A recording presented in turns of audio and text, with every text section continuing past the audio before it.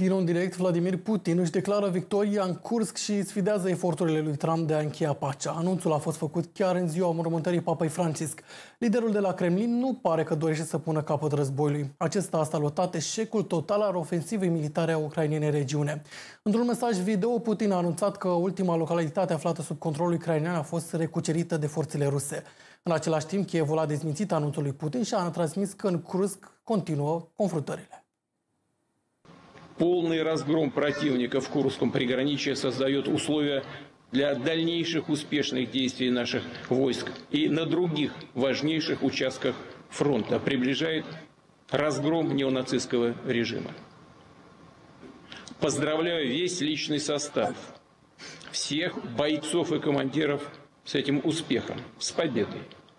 Благодарю вас за проявленное мужество, героизм, за служение Отечеству нашему и народу России.